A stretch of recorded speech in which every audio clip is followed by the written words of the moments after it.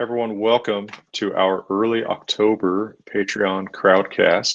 And our guest today is Noah Tetzner, who is perhaps not accustomed to having the tables turned on him, as he is the great interviewer of those interested in and studying Norse sagas, myth, language, etc. We have a great podcast. Everybody calls crowdcast podcast. Now I call podcast crowdcast. Great podcast called The History of Vikings, and also wrote a study guide to the Poetic Edda that's available where books are sold. So, Noah Tesser, what I thought is let's kick this off with just you telling us a little bit about yourself, a little bit about how the podcast came to be, maybe a little bit about what goes into getting ready to interview some of your great guests. Just tell us a little bit about this project. Yeah, absolutely. Well, Jackson, I started the History of Vikings podcast back in 2018. And I mean, that was what, 3 years ago? And truly, it seems like a blur. I started that show just out of a passion for the Viking Age and, the Viking world, essentially, pre-Christian Scandinavian, this whole like element of history and mythology, language and literature that obviously you and I have discussed many times on the podcast, as well as other guests. And growing up, I always had such a passion for history, and I became acquainted with sort of this historical time period when I was actually still in high school. I was classically educated at a classical school where I live in Wisconsin. And strangely enough, my literature teacher assigned us the Saga of the Volsungs to read, which was a wonderful experience. I immediately fell in love with it. And at the time, and this is a while back, but in the time, I think your YouTube channel, Jackson, was just getting started, and you had a wonderful 3-part series on the Saga of the Volsungs. So I became kind of acquainted with your work. A couple years later, I started the History of Vikings, and the first guest I ever had on the show, because when I started it, I should say, I really didn't know, what I wanted the show to be. It was just kind of like me putting my voice out there. But my first guest ever, she's so sweet. Professor Caroline Larrington of Oxford University. One of the best. She is. She's truly one of the, and not that academics are unkind, but truly one of the kindest people in academia, I think. Absolutely. Absolutely. People think sometimes I kind of this weird notion that there's some rivalry between me and her. It's like, no, not at all. She's awesome. With the Poetic Edda translation, surely. Yeah. Yeah. Like there's maybe a rivalry with some other people. Maybe. Definitely not with Carolyn. Carolyn's awesome. What a great scholar and a great person. She is. And, the History of Vikings became really successful really quickly. And, nowadays, in addition to writing and continuing to curate scholarly conversations on the podcast, I, sort of my double life or my day job, whatever you want to call it, is, doing different podcast marketing consultants and stuff. But how I got into that and how I got into everything I'm doing, I really accredit to her interview. The fact that she was willing to come on the podcast. She subsequently introduced me to Johanna Katrin Friedrichsdeuter. And, just her enthusiasm and her support and recommending other scholars I could interview on the show was so, like, it really, I think I accredit her support to the podcast success. Within 5 months, the show was getting 50K downloads every month. It was remarkable. And it was featured in like the Independent UK and so all these things. But yeah, it's been a journey, to say the least. Oh, absolutely. Well, that's wonderful that Carolyn had such a influence on the direction this went. I mean, I was kind of wondering, how you got in touch with guests like that. How did you manage reaching out to Carolyn early on, and then was it mostly kind of like people she told you to reach out to, combined with people you just wanted to? Do you just like cold email people? What's your recipe for getting all these great guests? Yeah, so when I first started the show, I had nothing but a passion for this time period. And, I love to read and I love to research. And I have such an appetite for it. And I had read her book. The title escapes me. think the main title is just Norse Myths by Oh yeah, yeah. Thames and Hudson. Yeah, yeah. I had read that book, and we did an interview on. I think it was like we covered various Norse mythology topics, but it was really talking about how the Christianization of the North, and then that what the relationship was like with that, with the old pagan rituals and traditions. So it was very interesting. But I sent her an email just introducing myself, introducing this idea for the podcast, and just kind of like telling her how passionate it was and how much I enjoyed her book. And she had done an Hmm. interview on another medieval history podcast, and at that time it was just passion. So, she came on the show and she recommended me to Johanna, and from there, I just became like a sponge, consuming everything I could get my hands on. I then connected with Anders Winroth. I had read his book on the Age of the Vikings. Um, Hmm. After that, I Anders put me in touch with Tom Shippey, and then subsequently Armin Jakobsen, and from there it was just I see. I realized that there was just this like, and I don't know really what it's like from your perspective, Jackson, as somebody who's not in academia, but it seemed to me like there was this whole community of scholars who all knew each other and who all were passionate about the same thing scattered across the world. So, I assumed the role of creating a platform for these scholars and distributing I their love it. voices. Yeah, Well, and it sounds like it was kind of a grapevine, right? One it was. person kind of gets you into contact with another person who gets you in contact with another, and it's great in a field like this. People can be a little insular, but then also you can kind of use the insularity to your benefit because we do tend to know one another, um, mostly for the good. Mm. So, uh, and by the way, patrons, feel free, please throw in questions or remarks that you have. I thought, in particular, people might want to ask about Noah's experience getting informed about a subject like this, really doing a deep dive without that traditional academic background in it. Although your classical education no doubt prepared you for it quite a bit, what would you say? No doubt. No doubt. Um, I had been homeschooled for much of my middle school and high school years and subsequently attended a classical school. I was still classically educated at home, very autodidactic in style, but by no means not rigorous. A lot of it has escaped me, but I'm sure in the written form I could still oblige to some of it. But I had learned Latin and Koine, biblical Greek, and was reading all the classics, all the great books. I mean, St. Augustine, even Pride and Prejudice, more contemporary. But, um, and then subsequently with that came the scholarship around those various pieces of literature. So I had a very literary centric education. And I think that really equipped me to like do the show, The History of Vikings. Sure, sure. And it was the Saga of the Volsungs that was your literary influence then, your literary introduction then to Norse. Absolutely. That's Absolutely. that's interesting. You know, I think that's a fairly minority position, right? I think people mostly come at it. The first thing they read is the Eddas, or maybe, depending on like a college class they took, maybe one of the Sagas of Icelanders. Saga of the Volsungs is kind of a different Mhm. route. What was it? What was it that struck you in the Saga of the Volsungs and made you want to spend more time with this literature? You know, at that point when I had first so that was the first piece of Old Norse literature that I'd ever come across in my life. And to me, it was so different from the Mediterranean, Greek and Roman classical literature that I had been, exposed to and taught to study my entire life.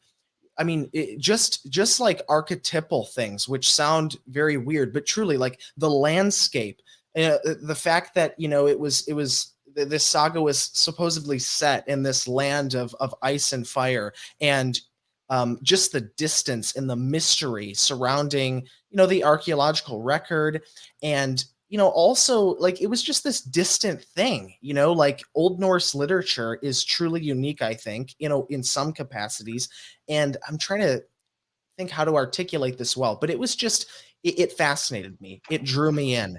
And then what was really cool is as I began to study that, I realized that it wasn't this obscure, distant thing. That truly, like the same motifs and the same archetypes that we find in other pieces of ancient literature, we also find in the Saga of the Volsungs, for example. So that was really cool, like seeing that kind of comparison.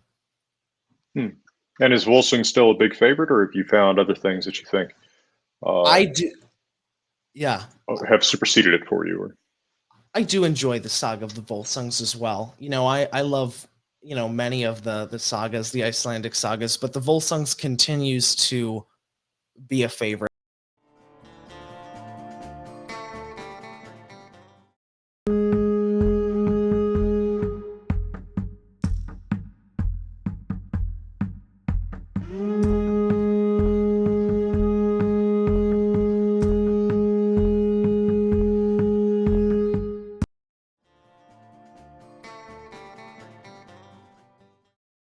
now rank podcast guests. Oh, okay. Oh, I've had so many. Well, you're actually going to do it. I know. I probably should. I will tell you some of my favorite interviews. So the one, and this Okay, isn't me yeah. saying this. Yeah, all of the interviews we've done, Jackson, have been wonderful, and I love that we've done it on many different things. We've done it on Norse language and myth. I think that was the first one we did. We did one on. We did like an intro to the Icelandic sagas, and I love your analogy, kind of saga TV that you used. I think that was really helpful in explaining the different genres. And so the interviews with you have been great. Armin Jakobsen, an illustrious figure, no doubt, continues to be one of my favorite guests. Kind of making it an annual tradition. We do a Halloween episode with him every year. So this year it'll be witches. This year it'll be witches and the Christianization of the North. Last year it was Viking Age trolls, zombies, and the undead. So I would say Armin's certainly up there. Tom Shippey, a very he's great. kind one. Yeah. Never met Tom Shippey. Really? Yeah, never met him. May I ask, Jackson, how, like, I'm sure you get this question all the time, because like anybody who has like an above average knowledge of the sagas will bring it up, but has like the work of Tolkien been of like intrigue to you growing up? Was it influential? Are you a Tolkien fan in terms of how it relates to Old Norse literature?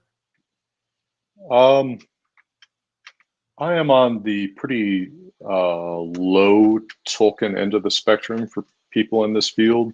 I didn't really encounter him till grad school. And in fact, the first thing I ever read of Tolkien was a biography of him, which in some ways has stuck with me more than the fiction. I'm not a big fantasy or sci-fi person. I totally so get I that. think, so I think that was, he's less of a factor with me than for a lot of other people. I mean, I ended up reading, the Silmarillion, Lord of the Rings and such, and in grad school, which I understand is pretty late for someone interested in this kind of stuff. It was all right. It was neat, right? But I didn't become a super fan. Well, and I didn't become even a fan until I had read the Saga of the Volsungs. So I totally sure. Well, and it's actually kind of fun. Sometimes people think that there's going to be a reaction like, oh, well, this is all stolen. Actually, I kind of enjoy the shout outs as I see it to the Saga of the Volsungs and Lord of the Rings and the Silmarillion. And then, of course, the shout outs to the Kalevala are kind of cool. Yes. So that's, it's I think Tolkien is neat. I never became a super fan, and he wasn't a part of how I got into this, which is also sort of rare. You talk to a lot of people and they got into this through Tolkien. That's true. Right. And I do wonder if from an academic perspective, Tolkien's more influential in Europe, like the UK, for example. I don't know. Yeah. I'd say it's probably about the same in the UK, US from what I've seen. He has a big following in Scandinavia too. In fact, my favorite experience of reading Tolkien was reading the Norse translation of The Lord of the Rings, because each different group of people in Middle Earth was given a different dialect of Norwegian to speak, and that was a really cool element to it. I had a question here from Blake Winter for you, and then I'll briefly take a off-track one. Blake asks, what are your other favorites among the sagas? Ooh, among the sagas. I very much enjoy Egil's Saga. I do. I find Iceland a fascinating place. I mean, to this day, I've never been. Unfortunately, I'll get there. I'll get there pretty soon when some of these travel pieces iron themselves out, God willing. But you know, I find like I find the medieval history of Iceland, you know, around the time of the Viking Age, and then subsequently the sagas fascinating. I find the literature fascinating. I find its uniqueness fascinating. I mean, like the word saga, of course, carries a definition in and of itself, which is, you know, endlessly fascinating, as I said. So, you know, I really like Egil's Saga. That was one of the first other pieces of Old Norse literature I had encountered after Volsungs. It's a great story. Yeah, it's a big favorite of mine too. Well, we have similar tastes in sagas, it sounds like. I think Side so. note, have you ever read the other Egil saga? Saga of Egil One Hand? You know, I haven't. I haven't. It's Surprisingly really weird. Sometimes talking to people about this stuff, I want to sort of sarcastically say, "Oh, you mean Egil One Hand?" Because people don't really read it, but it's a weird story. It's one of the Fornalder Saga, right? There's a translation in that Seven Viking Romances book, one of the worst titled books of all time, by Herman Paulson and Paul Edwards. It's just a crazy romp like Erod Saga. There was also a off-track question. Sven Salvinson asked about Norse Val. I presume like in Valhalla, Valkyrie, being cognate with English fall, like fallen soldiers. It actually isn't. It's not the same word. Fall is in Old Norse too. So if you take a fall, it's actually the exact same word in Old Norse, F-A-L-L. The V-A-L, that means the dead on a battlefield, is a different word from a different root, but it is present in Old English, although I can't think of anywhere that it's present in modern English. It's in Old English, it's whale, as you'd expect. V's in Old Norse equal W's in Old English. So it's a coincidence, but the word fall is also there in Old Norse. Yeah, just a coincidence. All right, so that was thrown in. I'll always have to deal with these quick things. That's great. And again, other questions, comments, throw them at us.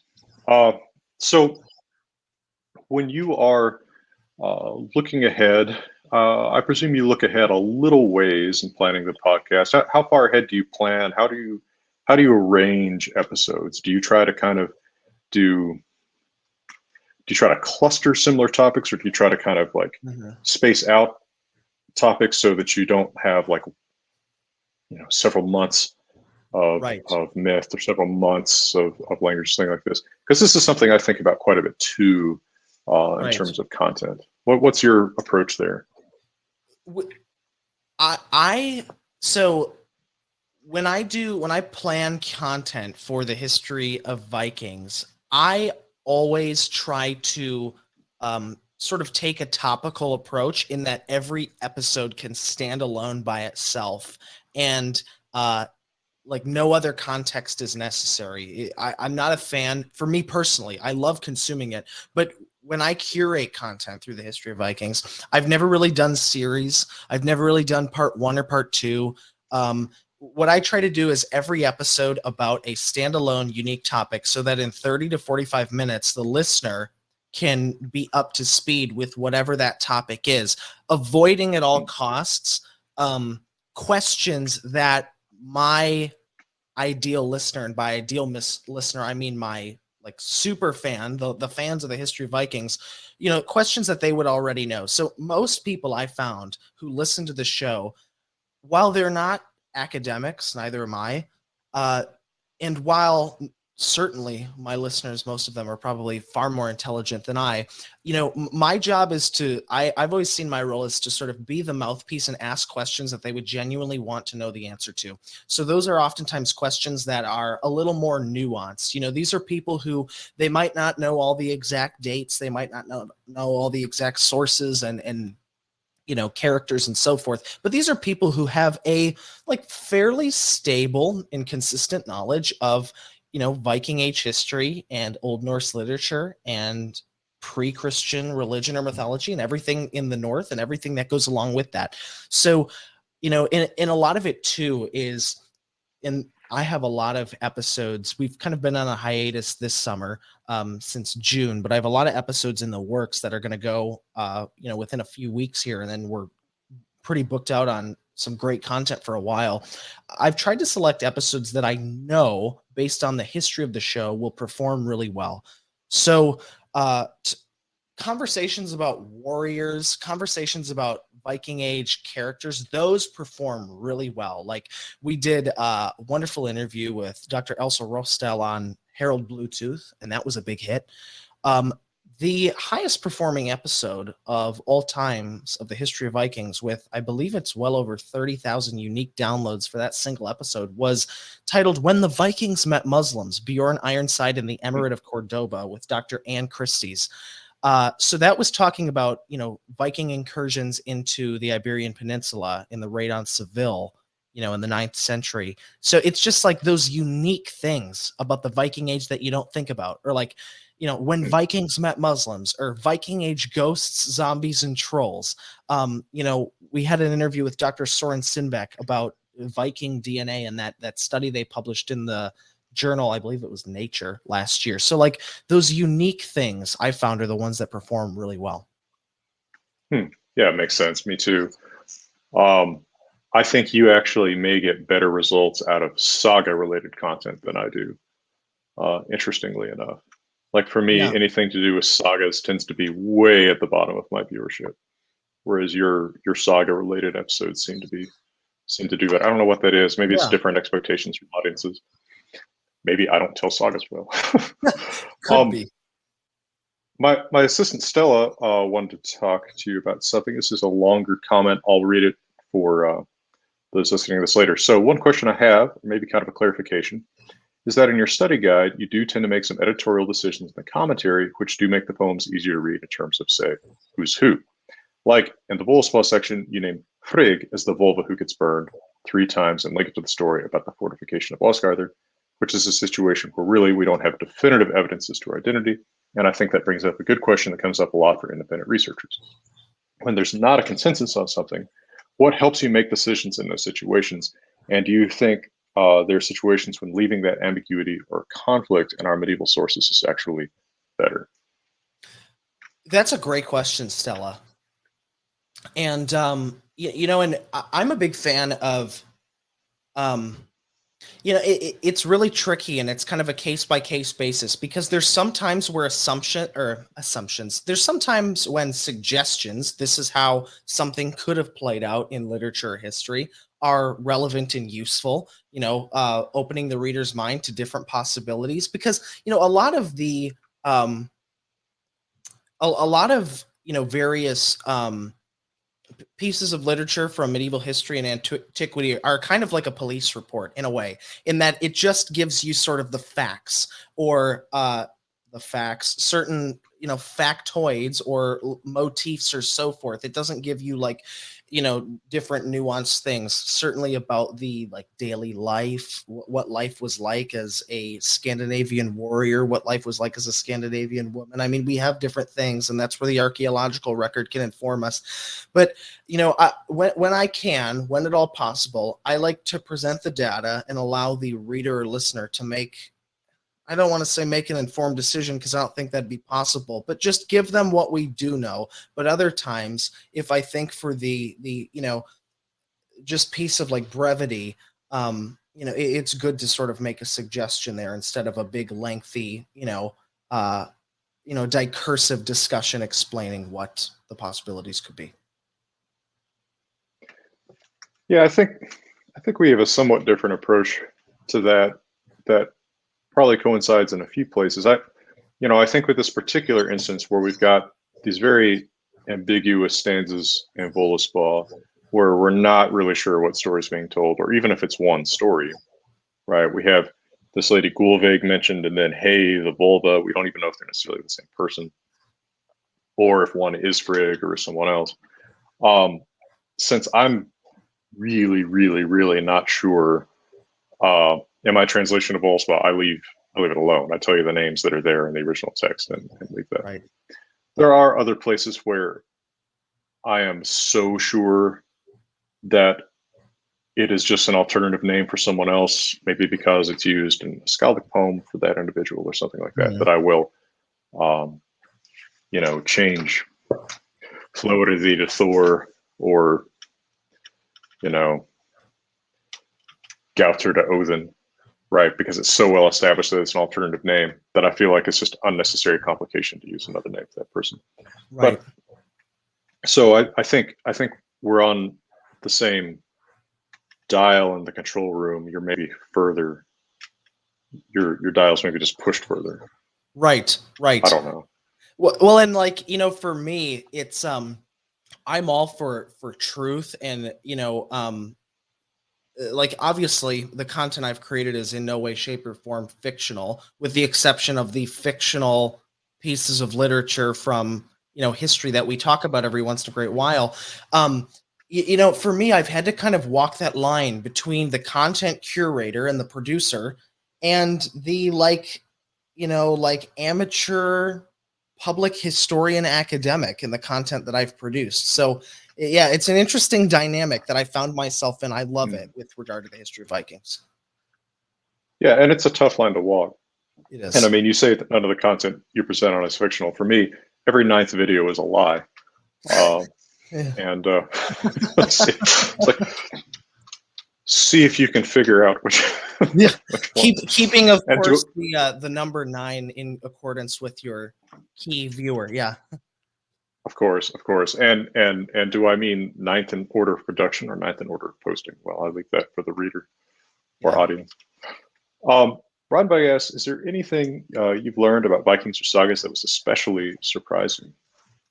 Ooh, that's a good question. I've learned so much after curating whatever it is, like almost 80 interviews now over the course of 3 or so years. Tom Shippey's book, Laughing Shall I Die, and the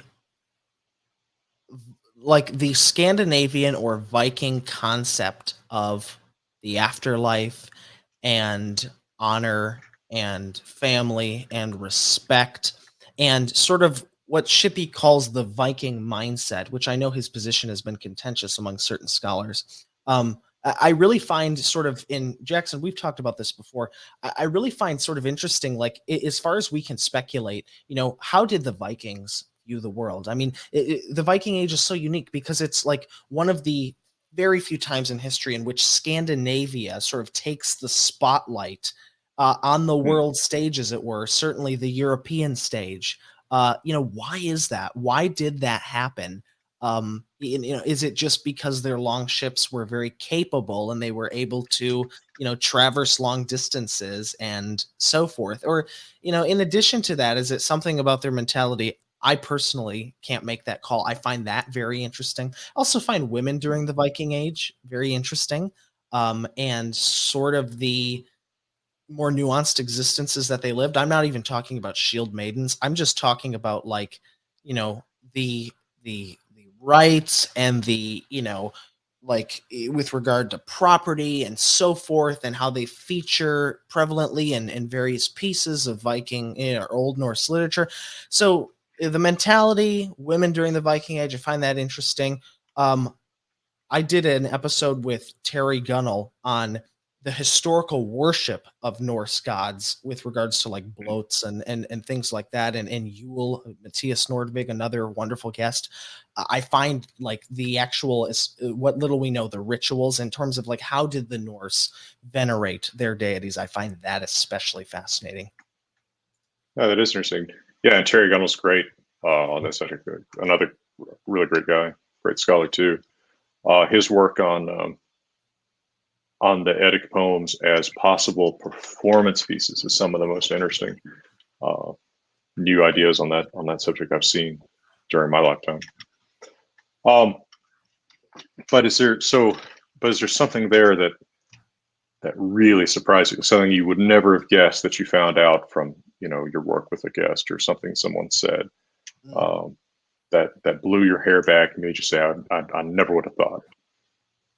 It's interesting how far, and, like, this sounds very basic because people have written many pieces of content about it, but truly, like, how much of the world the Vikings were able to get in touch with. I mean, from the Emirate of Cordoba, based in the Iberian Peninsula, to the Varangian Guard in Constantinople and Byzantium, to like Baghdad, to Iceland, to Russia, to the New World. That truly blows me away. I find Vikings in the East super fascinating. Like, a lot of times when we have this enduring image of Vikings, oftentimes in our mind, as these Scandinavian warriors, fighting against Anglo-Saxons of a similar appearance, or even Franks of a somewhat similar appearance. But if you just close your eyes and imagine a Muslim warrior based in the Iberian Peninsula doing battle with a Viking, that's stunning, really. Or, we of course hear, Boli Bolison and other figures, Harold Hardrada, this, like, the homecoming of a Varangian, this Scandinavian warrior adorned in all sorts of like jewels and the riches of the East, the riches of Byzantium. Like, it's just that clash of cultures I find really interesting as well. That has blown me away. No, I see what you mean. I mean, it's such a rich tapestry of cultures and languages and religions and technologies all coming together. And, the Vikings are so often during that early medieval period, kind of the spoon stirring that pot. And it's interesting how many of these ingredients do come together from places that are pretty far away and pretty distantly connected. It isn't it a statistic that like more medieval coins from the Caliphate are found in Sweden than in all of the Arabic speaking world put together, or something like that? I do believe so. I do believe there is like a study about that, which is stunning. Yeah, and I think it has to do with the fact that they were just burying people with them and not circulating them necessarily. So, Right. Hey, Right. I mean, it does preserve things. It makes sense. Well,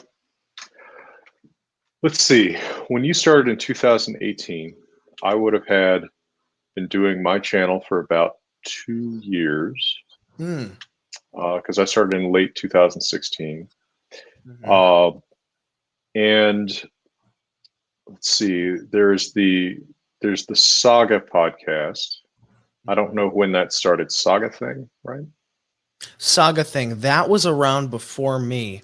And I've never met the hosts in real life, but we have conversed via DM on Twitter. So they were out.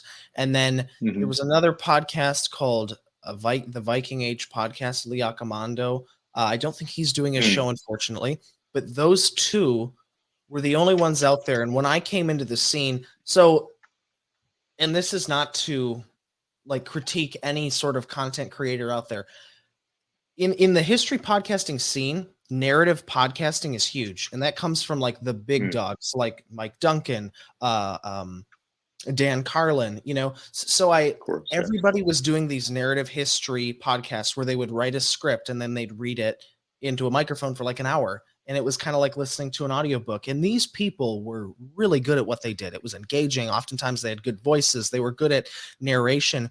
But I love to talk to people. And I've always found that, and like Socratic discussion, it's just kind of how I was, brought up educationally. I've always found that observing conversations and participating in them, not least, are some of the best, most engaging ways you can learn about something, because you're giving feedback and you're receiving feedback. So I wanted to, because like with the exception of maybe an occasional BBC interview or something like that, Icelandic radio, a lot of these scholars, unfortunately, aren't within the public eye all that much, yet they have such a wealth of knowledge, and there's such a, as you well know, Jackson, such a demand for it. It continues. In fact, I was concerned that, and I've talked about this with a number of guests, like, is this a fad? Because when I started my show, I do believe that the Vikings on the History Channel was still airing.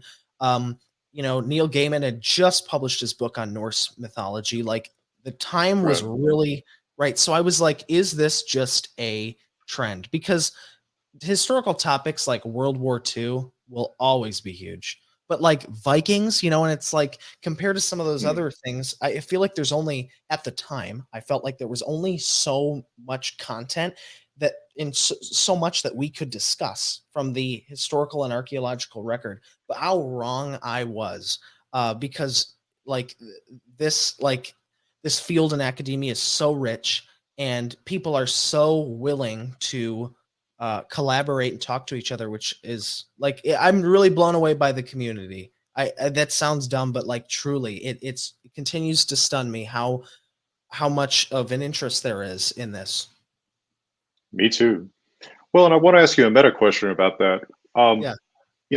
I've learned from I like listening to good interviews, Mhm. and uh, it was probably listening to good interviews that made me want to start doing some of these crowdcasts and giving people the opportunities to just be there live for these. Yeah. Um, and I've realized over that span that interviewing is a skill, right? To Yeah. actually do to ask questions well and in such a way that you're not being leading, but you're keeping a Mhm. discussion on topic, to to engage with the person you're interviewing well, to kind of meet them at the level they're setting. All that is a real skill, and some people are really good at it. Um, I think Nick Gillespie is a fantastic interviewer. Just to throw a name out there, you're very good at it. Thank you. Some people are not. Like, I'm not a skillful interviewer, right? Like, I'm slowly kind of learning, maybe a little bit, to be better. What did you do to study the actual meta, like, interviewing that you do? Did you consciously emulate a certain style, Mm. or what went into that? What goes into your what informs you as an interviewer So by asking this interview? yeah. Oh, well, you've done a great job so far, Jackson. You really have. So far, I didn't really think about it in that way when I first got into podcasting. I didn't like really try to train myself as an interviewer. I listened to some interview shows out there and I wasn't really impressed with them. I didn't really like the interviewing style. But, I remember when I was younger, and we'd drive home late at night from some road trip with my family and I in Wisconsin, camping or something. Uh, and the radio station escapes me, but WPR, Wisconsin Public Radio, just like NPR, very Mhm. similar in style, identical, in fact. I had always enjoyed those NPR programs. Late at night, I always thought what a dream job that would be because it was like the classical music channel that would come on at like 9 or 10 p.m. in Wisconsin. And we'd just be driving and they'd play these beautiful classic pieces. And then this very and it's late at night, it's ambient, you're exhausted, and there would just be this warm, gentle voice that would come on, and he would present the piece that you had just heard or were about to hear, and then he'd exchange a few words for the next few minutes with the composer of the piece or with the Mhm. director of an orchestra who had just done it. And I thought, Mhm. I want my show to be an escape for people. I want those who are tuning in, to be able to forget about the stresses of their life and just engage in this, like it truly escape to this world, where we can have these conversations. And I love, imagery and painting pictures for people. For me with interviewing, just a few tips to anybody who's listening, who's thinking about becoming an interviewer of sorts. You have to have and I think a lot of this probably has to do with my marketing relationships background in the business world. You have to have an invested interest in whoever you're interviewing. You genuinely have to want to know the answer to every question you ask. I do prepare lists of questions. I call them discussion points, not exact questions, ahead of most interviews, some not. And those serve as a guide, but if your guest mentions something that you'd like to dive deeper into, throw your questions out the window. If you are Sure. passion is contagious, it just is. So if you're asking genuinely interesting questions, I think people will like that. And one of the things that really kind of turned on my brain to the types of good questions to ask are When I had first done my interview with Caroline Larrington, I forget the first question I was going to ask her in our interview about Norse myth, but I was so green at the time, so green, and I think it was just something petty, like uh, tell us about your book or tell us about your favorite Norse myths or how did you get into it? And she said, Noah, perhaps a better question would be this: where do we get the Norse myths from? And that kind of turned on my brain like, no, no, no. Like, where do we get the Norse myths from? Let's talk about how we got to where we are at this point in time and space. So, those broader questions, because that question alone is a great question, it opens up so many possibilities, you know? Yep, and it's something that people who are maybe just standing just on the outside of this topic really need to know and don't necessarily know they need to know, which Exactly. is part of why I'm obsessed with the sources stuff. Well, that's a great answer. Thank you, and it gives me something to think about as well. Sure. We a couple questions up here on the side. Vicky asks, "What do you think of Neil Gaiman's Norse mythology? Do you think his book adds anything to the retellings already out there?" When I first started my podcast, so candidly, I haven't, well, if you consider listening to an audiobook, reading a book, which I do, I'm sure other people would debate that. I have read it. I listened to the audiobook a few months prior to starting my podcast, Vicky. And for me, it did, I like the book. I do. I haven't really delved into its authenticity with regard and with respect to how it handles the sources. I'm sure Neil has done a great job. The book is widely distributed, and but I like it. Neil is a great storyteller, and listening to his But do audiobook you going. know him? No, I don't. Only through his Okay. work, Jackson.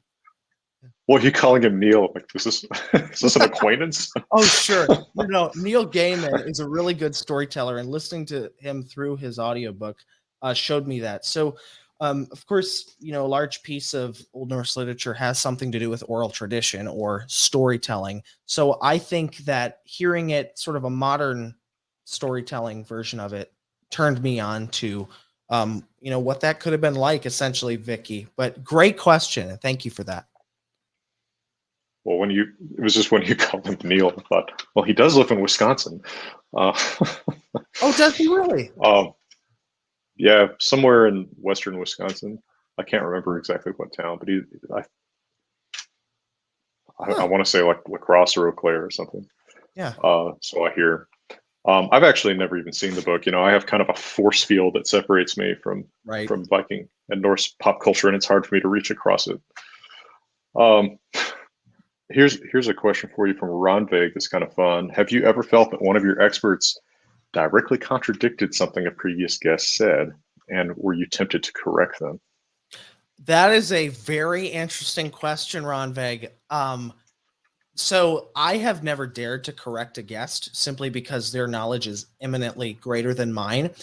I've always treated it, I've always assumed, and we're all human, that every guest I have on the show, most of whom have PhDs, which doesn't necessarily mean that they are geniuses, but truly, like, they've dedicated their whole life to studying what they're talking about. So I've never dared to correct a guest. I've always treated it as a different perspective. Hmm. So, like, certainly there have been guests who have had many different perspectives. With regards to, like, definitely shield maidens and, like, Viking women warriors. I did an interview with Judith Yesh, and then I did an interview with Johanna Katrin Friedrichsdeuter about the same thing.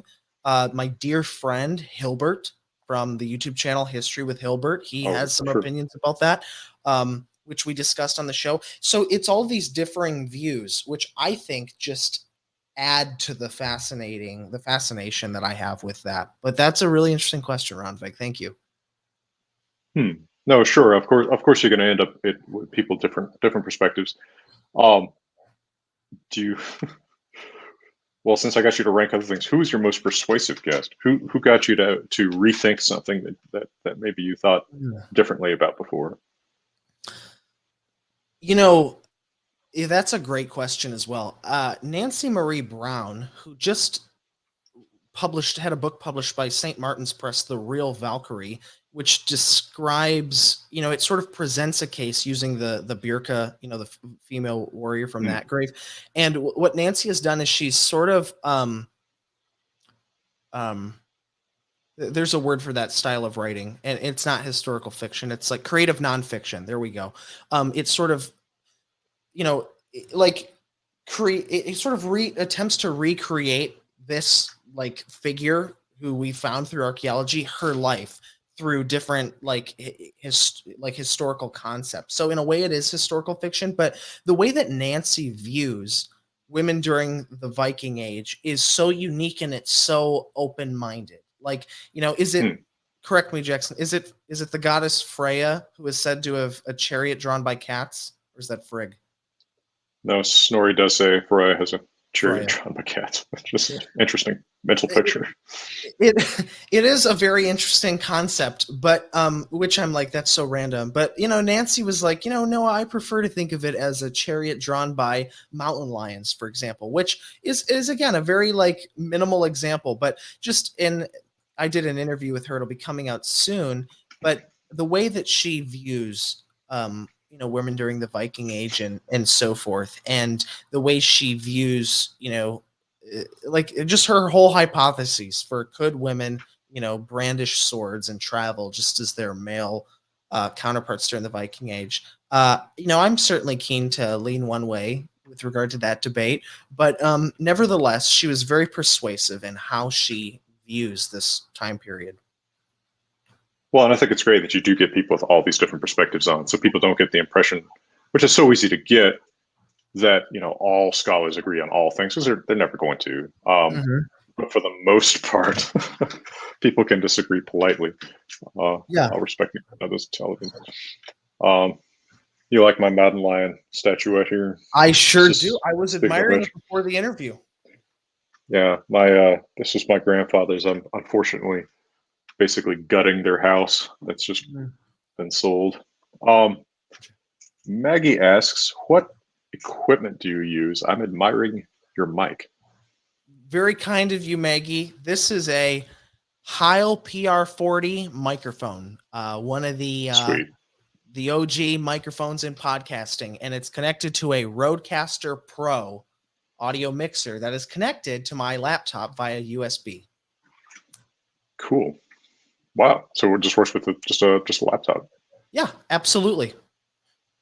Well, you can see how redneck I am. I'm just using AirPods. And before that, I used this gaming thing. I didn't know it was gaming, except people thought I was a gamer because of it for some reason.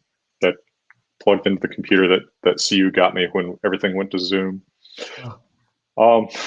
Anyway, so you that's nice. That thank does you. look sweet. It looks really professional.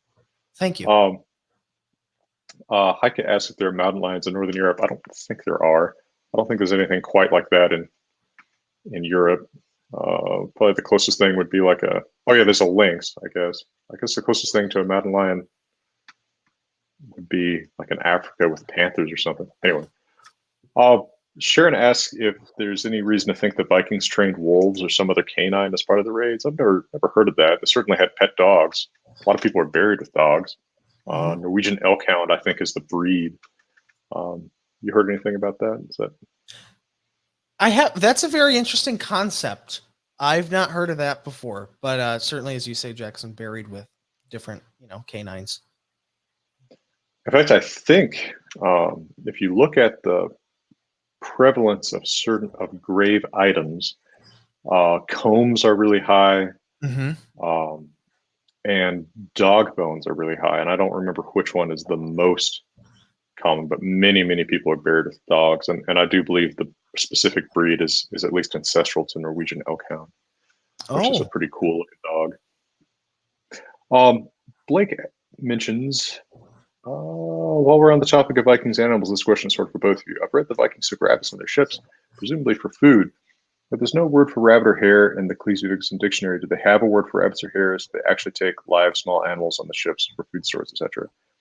There is a word for hare. I I think you'd have to read the whole Cleesby Vivian to make sure about that. Maybe you have, but there is a word for hare. As I'm recalling, it is hare, hara. It's cognate with our word hare. And I'm fairly sure I've seen a different word for rabbit too. So, but I have never seen anything about this about them bringing rabbits or hares specifically. I know they would definitely bring their cattle, and they would slaughter animals at camps. I mean, you read about that in the Vinland sagas. You read about that actually in Gautrek saga, where the king is sacrificed, and they've killed a calf to cook for breakfast, and they actually hang the king with the guts of the calf. Do you have any input on that? You know, that's a really interesting question. My knowledge with regard to that specifically, Jackson, is probably somewhat more limited than yours. But no, that's a really interesting question. And this is what I love about your audience, Jackson. And thank you so much, everyone who's tuned in so far, because I am truly among you. I was following Jackson's YouTube channel before we ever met one another virtually. So I just think it's so cool that you've created this community and this platform. You probably don't think of yourself as a media company, Jackson, but in some ways you probably, you do have like this online community. I mean, from your books to your Patreon to your crowdcast to your channel to your like Twitter account. It's just really cool that like such a thing like this exists, and that not only can we have these very niche conversations, but that people are so decent and so kind in the comments here and like everything. It's just awesome. Yeah. No, I have a great Patreon community. However, you mentioned Twitter. What's Twitter? Obligated to respond in that fashion. You're very kind. No, I have a great Patreon community, and this is part of why I wanted to bring you on and turn the tables on you a little bit. Yeah. And here's a question that I think very directly relates to what you do with your podcast. Sven asks, how do you address suggestions by people who seem to have a personal connection to the idea of the Norse that they push, such as someone with brittle bone disease pushing that Eva the Boneless had it or something like that? Which special considerations should you take when encountering such suggestions? So maybe someone, I suppose, is kind of personally invested in the message that they're sharing. That is a great question, Sven, and I've certainly encountered it in a variety of ways. So, like the brittle bone disease example that you present is really unique. I've not seen that specifically with regard to my audience, but what I do see a lot of are people who are really passionate about their ancestry and their heritage. Certainly, there's a lot of Scandinavian heritage in the United States, especially in Wisconsin, where I live. So a lot of people will get very passionate about the Viking Age, and because to them, in their mind, those are their ancestors and so forth. Also, people who continue to embrace like Nordic paganism today, which probably isn't the best term for it, but like also true, and I am not of that particular faith, but every interaction I've had with those people has been so decent and so kind. And they've really appreciated the content that I've produced about some of those topics of Old Norse myth and pre-Christian Scandinavian religion on my podcast. So, I just one of as a journalist, which is how I sometimes think of myself. I have zero agenda whatsoever. I've never once gotten into politics, nor will I ever on my podcast. And, again, with like Ausatru and religion and DNA and so forth, I don't try to push anything. I just want to have great conversations with people. And whatever folks can take away from that is what they take away from it. But Sven, great question. Thank you, my friend. Well, and that attitude definitely comes through in all of the episodes I've ever heard. Thank you. You are getting at information. You are not trying to push some particular twist on it at us. Yeah. Kat wants to know if you've been to the Scandinavian Festival in Moorhead. I haven't. Is that a like? Enlighten me. Do you happen to know, Jackson? Is that like a metal festival? I don't know. I suspect it's. If I had to guess, one of the sort of heritage festivals where people dress up in bunader and yeah, eat waffles. I haven't, Kat, but I did make it to the Jorvik Viking Festival in York, United Kingdom, in February of 2019, and that was wonderful. Neat. I haven't been there, but actually, I almost would have gone there because there was going to be an event to celebrate the release of Assassin's Creed Valhalla. Oh, yeah. And I was supposed to go to that, and that was going to be actually at Jorvik. But of course, COVID made many things not happen. It's So, wonderful. Yeah, if you get one of my that was like the peak of my podcasting career because I got to go there as media, and I oh, cool. blessedly got to travel for free, which was wonderful. But Uh, it was so cool being there because Dr. Peter Addyman, who led the Coppergate dig, the excavation that, of course, it took place in the 1970s. They built the Jorvik Viking Center atop that excavation where they found all of these Viking artifacts. He was the archaeologist who led that excavation in the 1970s. And he's a wonderful, gentle old man. And I had lunch with him there. And afterward, I was traveling with my father, and one thing led to the next, and we were kind of talking as we were walking out of the restaurant, and he was good enough to give us a 3-hour tour around the city of York. So I was nice. walking beside Dr. Peter Addyman along the city walls, and he was pointing to this and that and what's underneath that and what we found there. And then we had, some Victoria sandwiches and English tea. So I was like, wow, like this moment is something I'll never forget. And this is worth everything I've ever done in podcasting before. But so Jorvik has a special place in my heart, Cool. Kat. But yeah. Cool. Yeah, I've never been, but I presume I'll eventually wind up there for one reason or another. Blake asks, is there any other time period or topic in general you've considered trying to do a separate interview series about other than the Viking period? Blake, that's a great question. I have my ideas for additional podcasts. Certainly, I do. I have done other historical podcasts. One of the ones I'm most proud of it was a 12-episode series called Victoria's World, produced for the Circe Institute, which is the Center of Independent Research on Classical Education, a nonprofit publishing company. And I did an episode where I curated 12 interviews, just same style as the History of Vikings about the Victorian era. So we talked about everything from, like the Anglo-Zulu War to Queen Victoria herself and her relationships and middle class coming about during the Victorian era. So that's one of the other things I did. Yeah. Oh, cool. Yeah, I think we all have, a great diversity of other interests. And it's neat to me that most of the people that I know who are into Norse or Viking subjects aren't really into all that many other things that are the same. Yeah. Other than maybe Tolkien. So we all bring in some different, background that informs us. Like, I know with me, my strong interest in birds has Yeah. informed a lot of things I do, like not being satisfied with, how to translate the birds that talk to Sigurd in the Saga of the Volsungs, going and tracking down what birds they really are. And that, I think that those other interests are a really important part of informing the work that different people do, because we're really not carbon copies of one another. And that's what I was trying to think of earlier when I was considering, when you came on the scene. I'd been doing this for a couple of years. There was Saga thing. I think Maya was doing her Rune Oh, yes. podcast. Yes. Yes. Maybe then I can't remember exactly when she was most active with that. I was just trying to think of what the scene was, because I feel like you and I both, even though we're only talking about the last few years, you and I were both sort of early on a scene that has grown since then. Oh, yes. Oh, yes. Um, are there other newer media in this realm that you've enjoyed, that you think would Yeah. be worth spotlighting? Yeah. With regards to the number of books published, that's not really media, but certainly that has been really fascinating to see.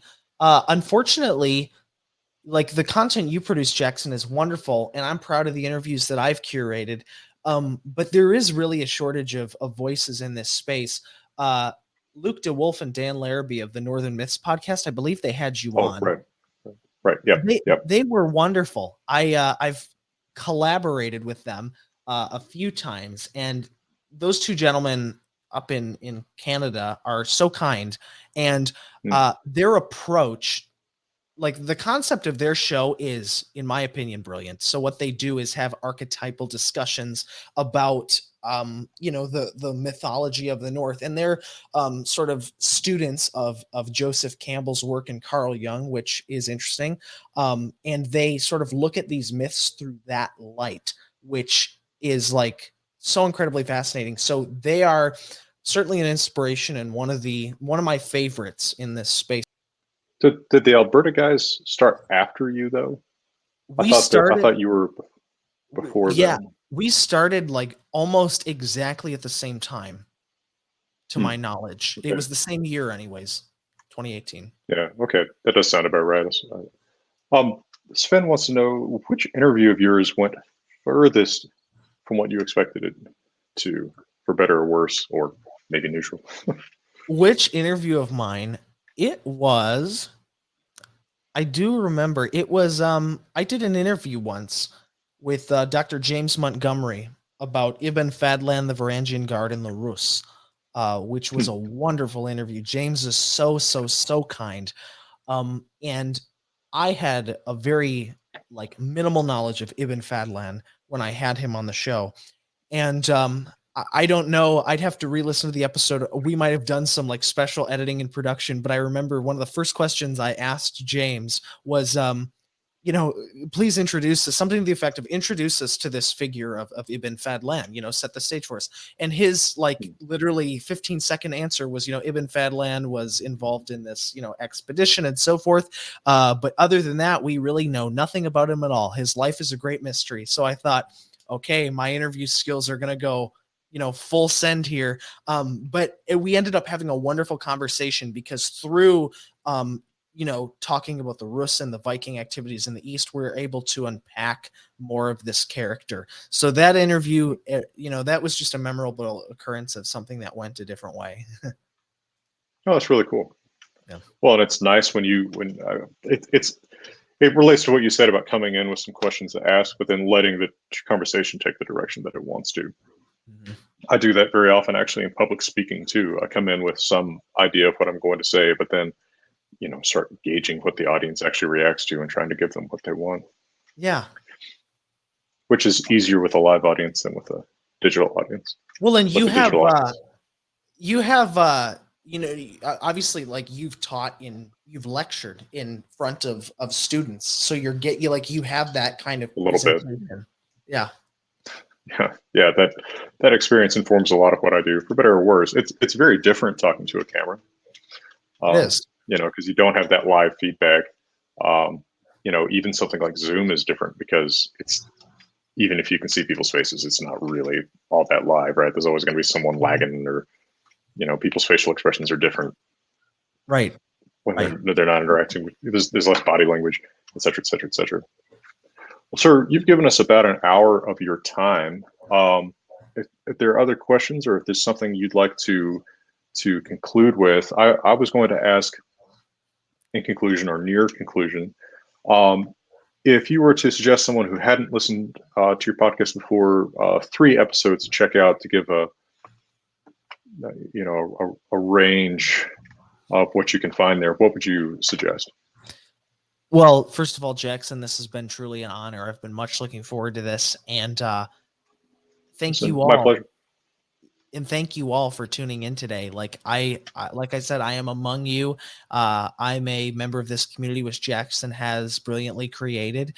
And with regards to my podcast, the episodes I would recommend are, I wouldn't necessarily structure these recommendations chronologically or like by any sort of other relevance other than just the ones that I think were really interesting. So probably just, I would, you can find the History of Vikings on all of the major podcasting platforms and scroll through the catalog and look at ones that seem really interesting to you. Some of the ones that I would recommend are Excavating a Viking Age Trading Town with Dr. Peter Addyman of Jorvik, who I mentioned earlier. That was a wonderful interview because it really gives you like an insight from the professor's mouth, so to speak, from the archaeologist's mouth as to like how that process of archaeology works. So that was excellent.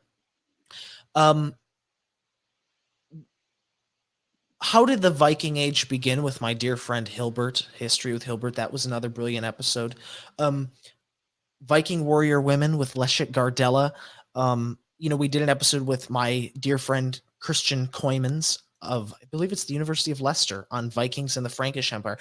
So I would just say find ones that look interesting to you, and start there. And obviously the ones that, Jackson and I have done are a great place to start too. The first one we did, its title is escaping me. We recorded it in 2018. It was on, it was kind of like an intro to Old Norse and Old Norse mythology, which I'm sure.